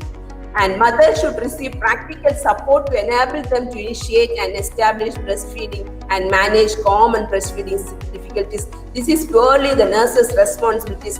When she comes to the antenatal clinic from the first, after around 8 weeks, you have to follow the mother, and you have to encourage the mother and to see what are the breast examination, see any practical problems, any inverted nipple or anything, a crack, anything is there. You should help her to manage, and you should make her to promote and encourage her for the breastfeeding, and what are the common difficulties she can face, and that all things should be and explain to them very clearly. And if you prepare a mother for breastfeeding from starting from the antenatal period, surely she will be compliance to the breastfeeding. So that is a great responsibility of nurses. Nowadays the nurses are reluctant to examine the breast. Please, it is your right, and you examine the breast and see the breast and tell the mother how she should prepare for herself and what are the problems she can face and how it can be as inverted nipple, how she can massage and bring it out, and all those things a nurse should help. And mothers should be coached on how to express breast milk as means of maintaining lactation in the event of their being separated temporarily. Sometimes the baby may be in an ICU for a while, maybe baby is a mother of infant of diabetic mother for hypoglycemia or just for observations, or maybe a preterm baby. So you should coach the mother, or you should show videos, and your area should have some videos, presentations to show them how to express the breast milk, and the mother should give the child only the breast milk. No, there is no other milk for the child, even if the child is for temporarily there is a separation. And facilities providing maternity and newborn services should enable mother and their infants to remain together. So that is very important responsibility, and they should remain. Madam was telling about rooming in also. That is the thing. Rooming in nowadays, it is a concept of bedding in. So that is throughout the day and night. If there is no special instance or anything, the mother and baby should be together. And mothers should be supported to practice responsive feeding as part of nurturing care. So they should be told them, so to nurture their baby, it is their responsibility, and it is their responsive feeding practices with the mother. What the next is to protect breastfeeding. Feeding practices and additional needs of infants to be taken care. And mothers should be discouraged from giving any food or fluid other than breast milk, unless medically indicated. So there is only breast milk is for the baby, and if the baby is sick or anything, she can express and give the baby, and they will give by orogastric or palliative feeding, they will give. So that is only encouraged for giving breast milk. Mothers should be supported to recognize their infants' cues for feeding. Please, you should tell there are some cues for the babies, that what are the cues, what are the early cues, what are the mid cues, and what are the late cues.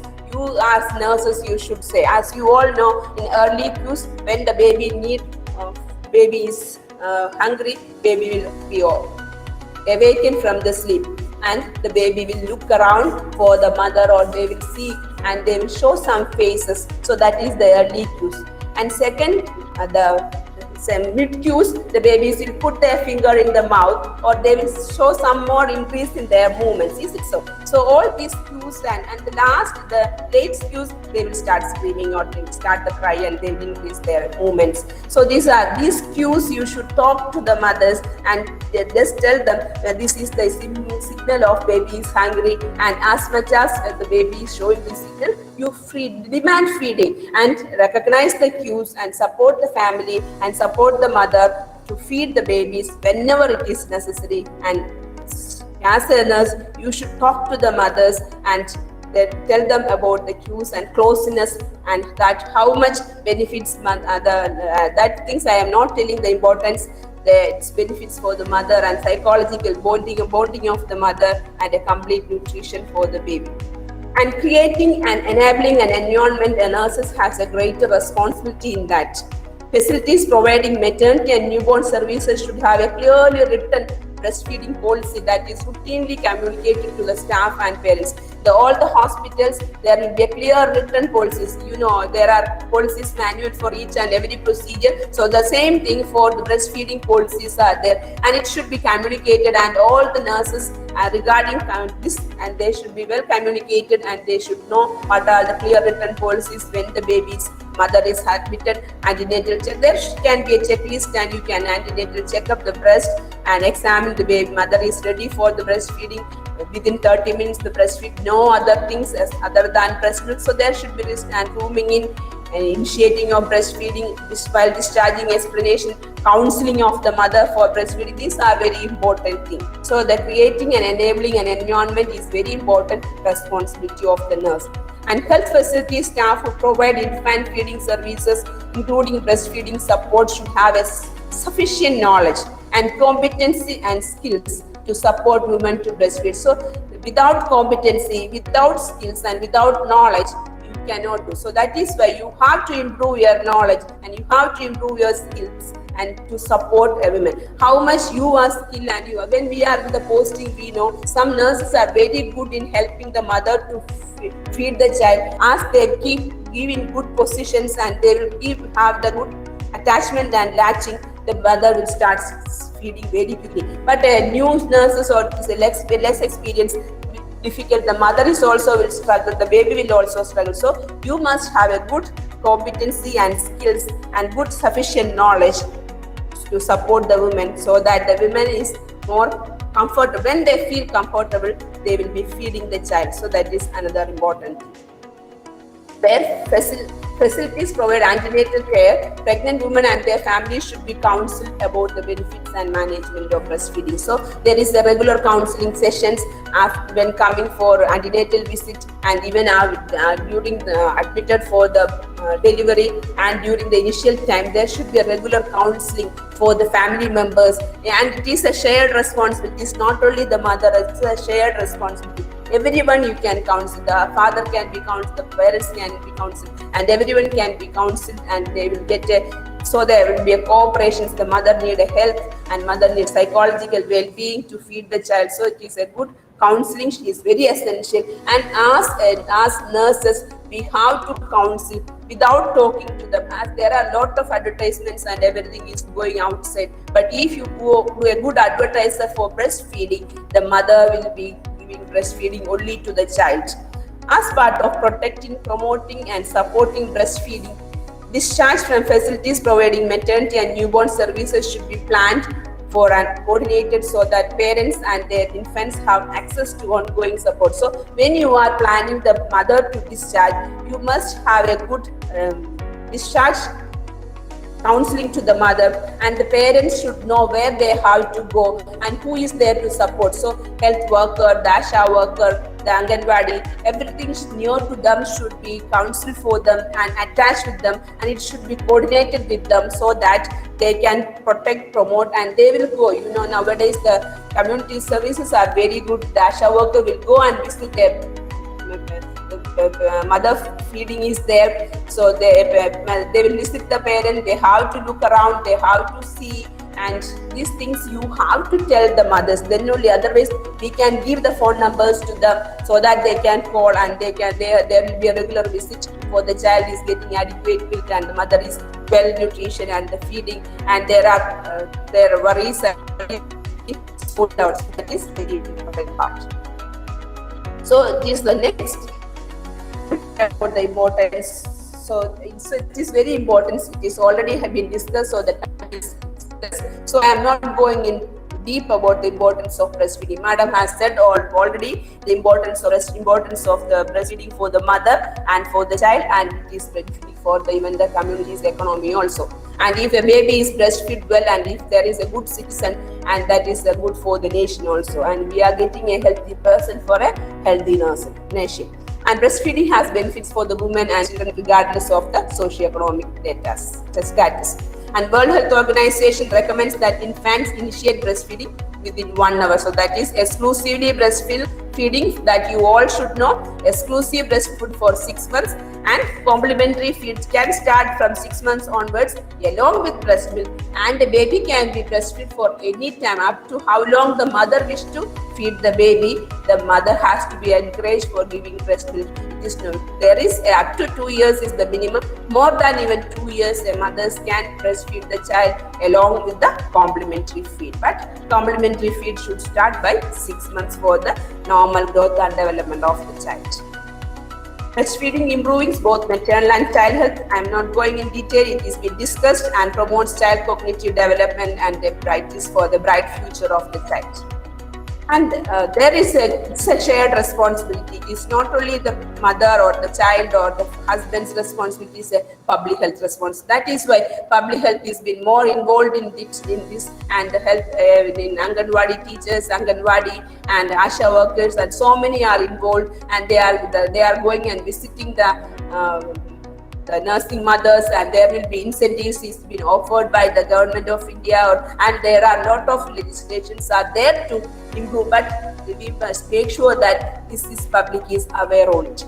And breastfeeding rates can be improved in a very short time through a package of evidence-based policies programs to support women. So that is very important, and there are a lot of research studies are going on how we can improve and what are the policies can be again reinforced for the programs to support women, and it is very important. And efforts to support breastfeeding for women who choose to do so include local, national and international policies. There should be from small policies to high policies to support them. That is the thing we were telling. If a mother is working woman and whoever is, how we can support for breastfeeding, then only she will have a compliance to the breastfeeding. If there is something reluctant, and she will also be reluctant to breastfeed her child. Individual support is very important. Breastfeeding must be considered a public health issue that requires investments in a societal levels. That's the thing Sir was telling it. Millions of dollars should be there to implement so that we can achieve our goal by 2025. And there are a lot, and when you watch a TV, there are a lot of advertisements to capture people. So how much they are spending for that, you have to have these things, small things like creams or whatever it may be, even breast milk substitute. But if you spend a lot for propaganding or advertising breast milk, surely if you have to invest many things, then only the people will do. And so it is a very greater responsibility of the government sector, public health and society level and community level. Okay.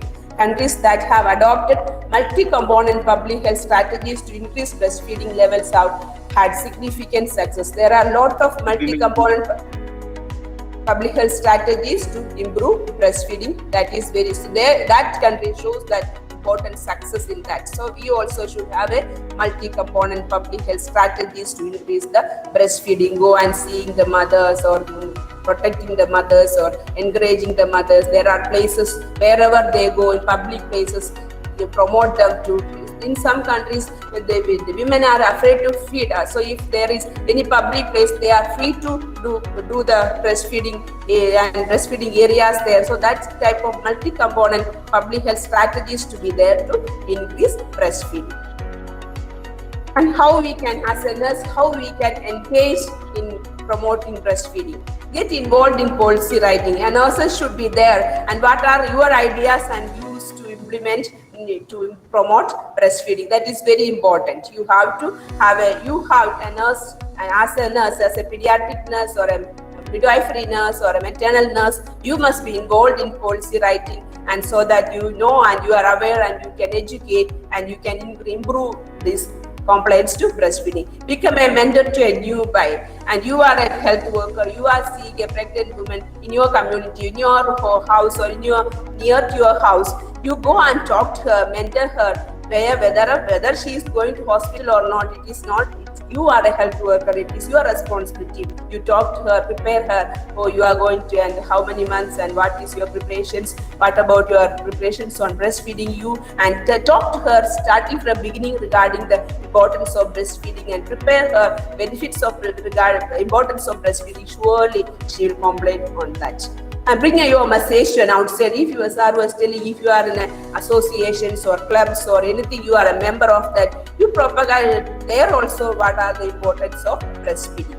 Spearhead efforts to get the baby-friendly hospital designation.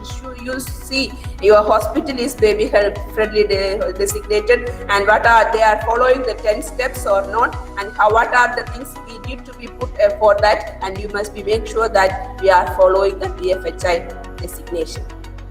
As a volunteer, as you are a nurse, and you are as a volunteer, wherever you are, you promote breastfeeding and you encourage for breastfeeding. And milk banking, it is very important concept. You can talk to them as a nurse, as a health worker, and you, with the confidence you can tell, as like any other, milk also can be stored and it can be kept, and encourage for milk donation. If those who have more milk or extra milks after their babies feeding, if they feel there is extra milk, they can express and they can donate to milk banking, and it can be utilized. Mother milk is the best milk for the babies, and that babies will be growing and they will have less problems and less infections and less difficulties. So you can promote and encourage mothers for milk donations, and there are milk banking around in our nation also. Write or speak as an informed citizen. You are an informed citizen. You are a citizen. Always when you talk to the parents or to the mother or anybody as informed citizen, you know there are legislations against of breast milk substitutes, and you tell them breast milk substitutes if it is a wrong practice, and there are laws to protect this, and if anybody is doing this, it is a punishable act also, and you have to speak and you have to more and more influence them against of breast milk substitute, and always talk as a good and knowledgeable citizen. As a traveler, when you look around, when you are traveling, and these are I was telling in multi compounds. You as when you traveling, you look around and see where a mother is there. If a pregnant baby is carrying a mother and baby, there is a place for breastfeeding. Even in railway station, even in airport, even in bus stations, anywhere you can look around and look for the breastfeeding logos. And if it is not there, as a health worker, you can approach to the in charge so that they can have provide an area where the mother can freely sit and breastfeeding. You can implement all those things, then you look around and be always active in promoting, wherever as a health worker, be active in promoting breastfeeding, and become a peer counselor, member or a leader of breastfeeding support group. You can be a member of breastfeeding support group. That is where we can engage, and even you have to promote as a health worker. Nurses has a greater responsibility in the sole thing is in your hand. The mother is in your hand, and you as a peer counselor with our good attitude and with knowledge, you can encourage for breastfeeding. Other ideas you can see, you can keep as the mother is getting admitted, you can keep a checklist with your file or in your if it is e-recording, you can check it whether the mother is knowing about breastfeeding, whether she has skin-to-skin contact, initiated the breastfeeding at what time, so you can keep all the hospital policies of breastfeeding, and you can do a checklist. And telehealth services during the pandemic, you take initiatives to call these mothers and giving telehealth services regarding importance of breastfeeding. And mass media is very important thing. Advertisement has great influence. You advertise as an advertiser, not any. We don't need any celebrities or anything. As a health worker, there can be frequent mass communications regarding breastfeeding. In antenatal area, there can be video. We can put where parent mothers are sitting to consult the doctors regarding breastfeeding. That's mass media. These ideas you can implement in the hospitals where you are working to promote breastfeeding. So breastfeeding during COVID-19, already everybody has said. We are in the pandemic area. Again, as a nurses, we should be very confident in telling the mothers they can breastfeed the babies. And the only thing, wear a mask during feeding, wash hands and wipe and disinfect the surface. Washing hands with soap and water is enough, and it is they can feed the baby. And feeding is very important, and breastfeeding is the best food for the babies, and it protects the babies. In addition to breastfeed, infants are generally shows have less severe respiratory symptoms, even though if they are infected. And breastfeeding is good even for the moms also. The hormones released in this mother's body during breastfeeding promote wellness and can relieve stress and anxiety. Breast milk is readily available. So in this pandemic, if it is lockdown and all anything, the mother is no need. She can feed. There is no need to go out. She can breast milk. It is easily available. When the child cries, when the child is needed, we can give it. So just I want to conclude it. Nurse's role. Every nurse has their responsibility in giving or promoting breastfeeding. A nurse can provide information about breastfeeding and support the mother. And we must have a good knowledge what are the importance, what are the types of breast milk, what are the normal positions, what are the problems, cracked nipples, inverted nipples, or what are the solutions for the problems of nipples. Everything the nurse should know, and she should have information regarding the mother. She should support. Our support is very important and greater importance. And a prenatal nurse can inform the mother of the advantages of breastfeeding to herself and her baby. In the labor room, the labor and delivery nurse can aid the mother in her first contact with the baby and reassure the mother who has a cesarean birth or premature birth. Still, she can nurse the child. And mother is to show him and kangaroo mother care. They can go and they can sit in the nursery, take the baby, and they can feed the child. The postpartum nurse can help breastfeeding to continue by providing frequent maternal infant contact during the mother's making. They are bedding in, rooming in, and the postpartum nurse make sure and providing and supporting. The nursery nurse support breastfeeding by refraining from giving the baby other foods. There is no food other than breast milk to the child. And the pediatric nurse continues helping and reinforcing and continue their feeding, exclusive breastfeeding, and along with complementary feeding, they can give breast milk.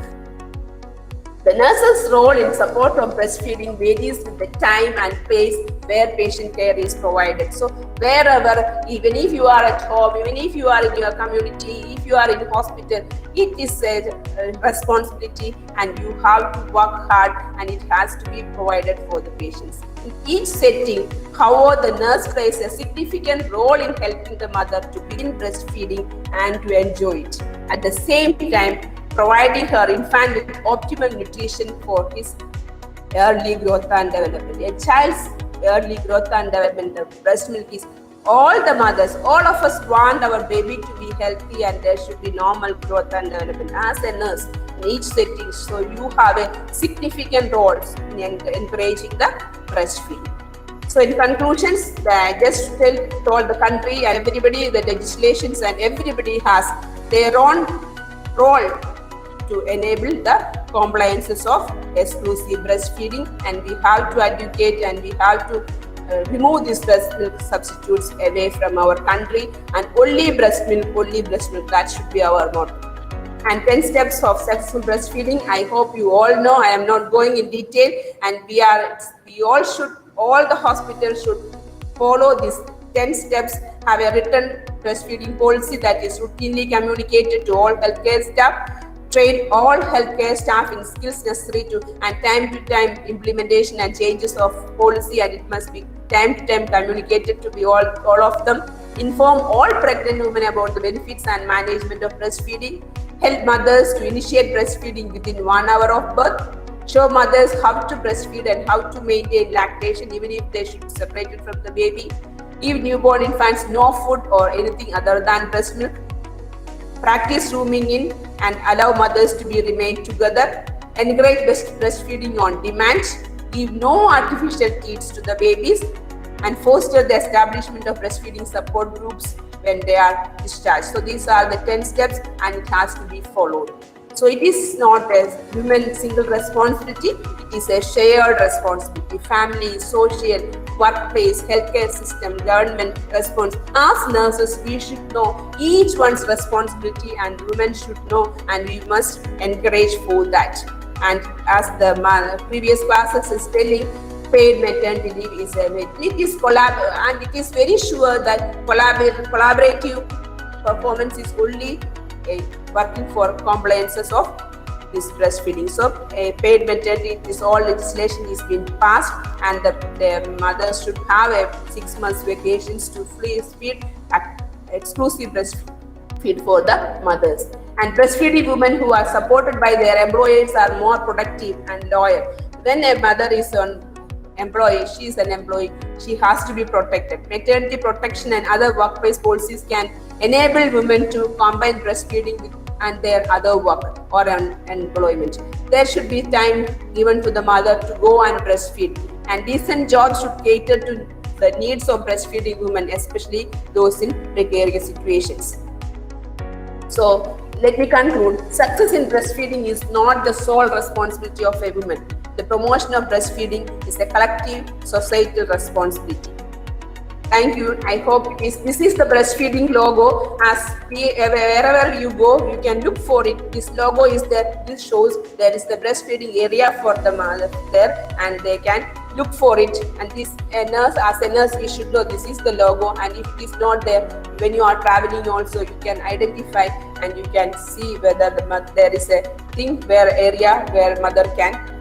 As much as we work together, we have to implement a complete compliances of breastfeeding, and breastfeeding is the only milk for the baby, and exclusive breastfeeding up to 6 months make a healthy child, and that is why we want for a healthy nation, and we want to reduce our infant and neonatal mortality, and we can by essential newborn care. One component is that of exclusive breastfeeding. Thank you very much.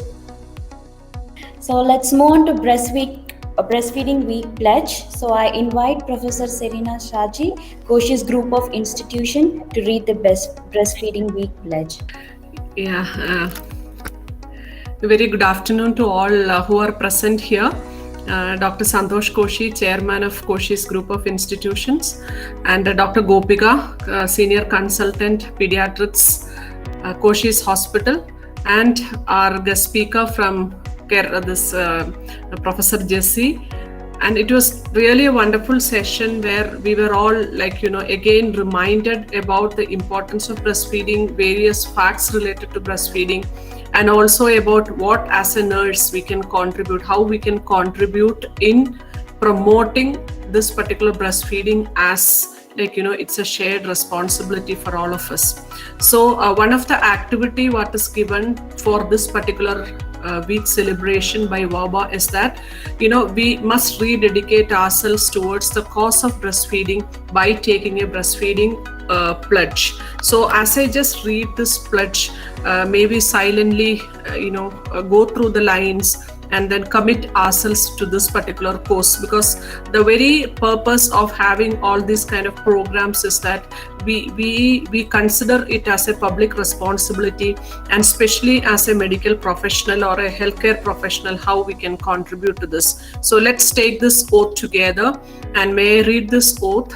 On behalf of Koshi's Hospital, Little Flower Hospital, and Koshi's Institute of Health Sciences, we pledge that we will do everything that motivate public to understand more clearly that as breast milk is the most complete form of nutrition and infant's health.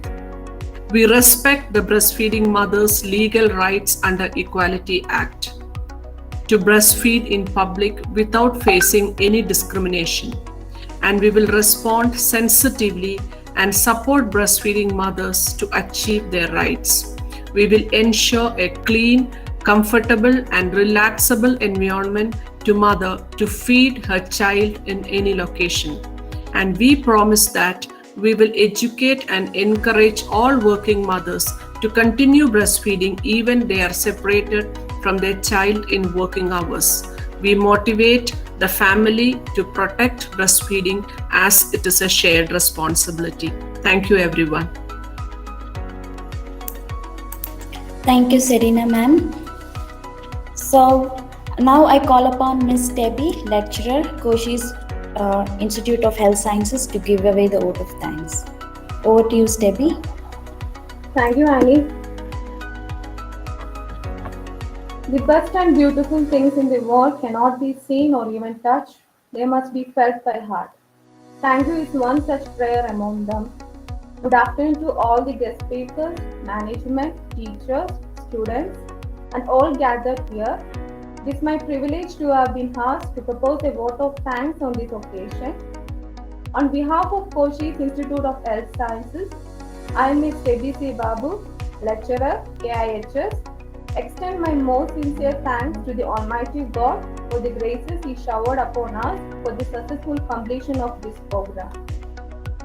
We are grateful to Dr. Santosh Koshi, Chairman, Koshi's Group of Institutions, Medical Director and Chief Consultant, Pediatrics Department, Koshi's Hospital and Little Flower Hospital, for his words of encouragement. I thank him for his kindness, his interest, his hospitality, and continued support.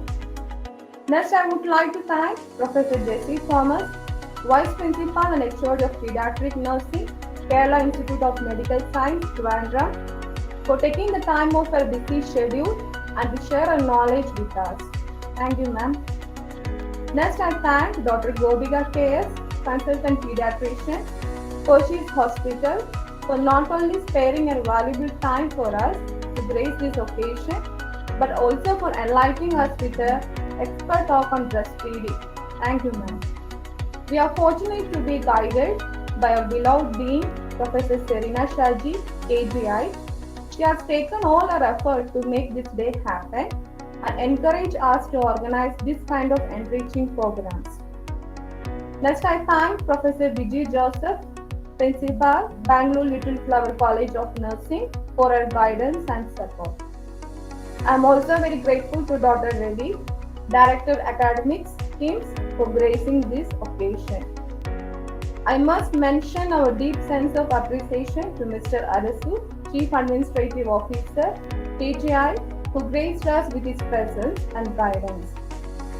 I also remember Mrs. Melba Elizabeth, Vice Principal, Koshi's College and School of Nursing, and Mrs. Mini Matai, Academic Head, KIHS, and Mrs. Linda Thomas, Academic Coordinator, Allied Health Sciences, for shouldering the responsibility with care for making this day happen.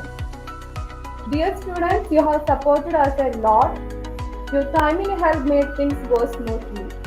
Dear teachers, thank you for coordinating and for taking up readers' responsibility. Thank you for the sincere efforts towards our institution. I thank all the invitees present here accepting our invitation. I would like to thank the people who have been the backbone of the event, our IT team, for their help which they have rendered throughout the program, and entire Koshi's team for being part of this webinar. And the special thanks for the MCH department for organizing this program. Once again, thank you all. Thank you.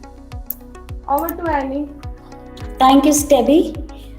So, as we have come to the end of this session, our take-home message is: it is, as a healthcare professional, it is our responsibility to help the mother to initiate breastfeeding, so there will be healthy citizens from now on. So, thank you for your participation. Have a great day. Thank you.